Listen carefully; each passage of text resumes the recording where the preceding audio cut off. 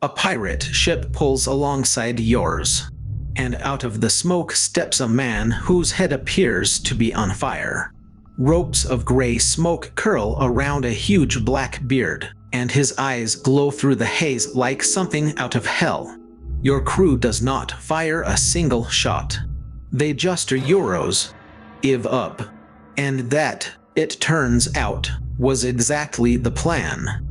His name was Edward Teach, though history remembers him as Blackbeard. And here is the first surprise.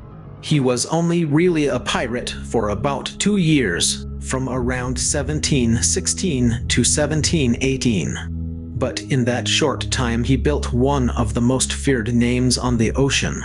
It started with a beard. Jet black, worn extremely long, reportedly braided into little tails and tied off with colored ribbons. One writer said it covered his whole face like a frightful meteor, and frightened America more than any comet. But the smoke was the real trick.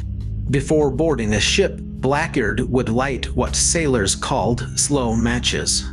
These were lengths of hemp cord, about as thick as a pencil, soaked in saltpetre so they burned slowly without a flame.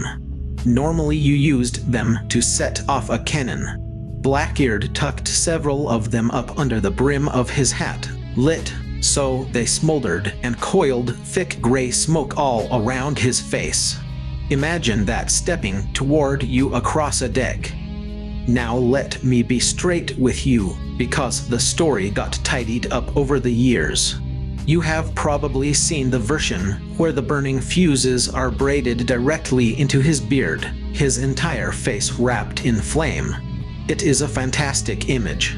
But the one near contemporary account that describes any of this says the lighted matches were stuck under his hat, showing on each side of his face.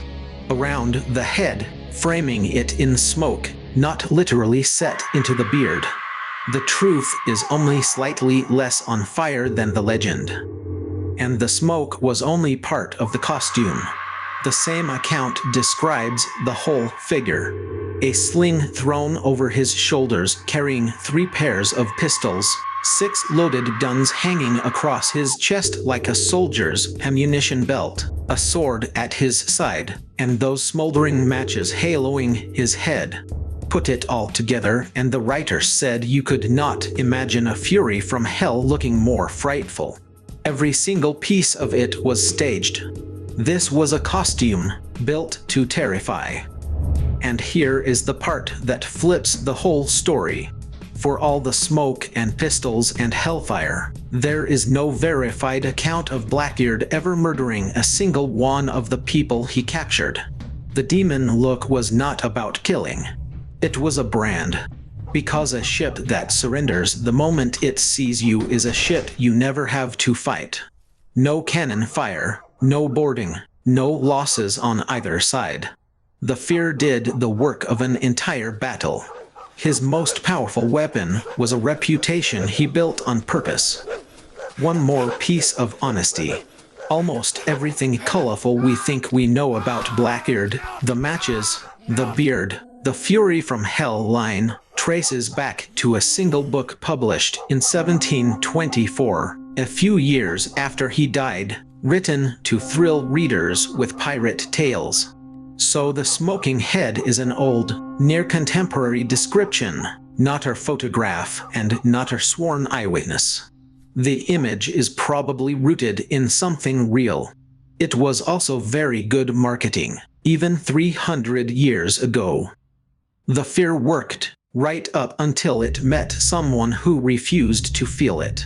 On the 22nd of November, 1718, in the shallow water off Ocracoke, a Royal Navy lieutenant named Robert Maynard trapped him. And Blackbeard did not go down like a legend. He went down like a man.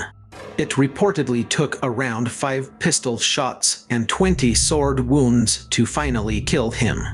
They cut off his head, hung it from the front of the ship, and threw his body into the sea. The man who ruled the coast with fear was beaten by someone who simply would not be afraid. because the most dangerous thing about Blackbeard was never the fire around his face. It was a story he wrapped around it.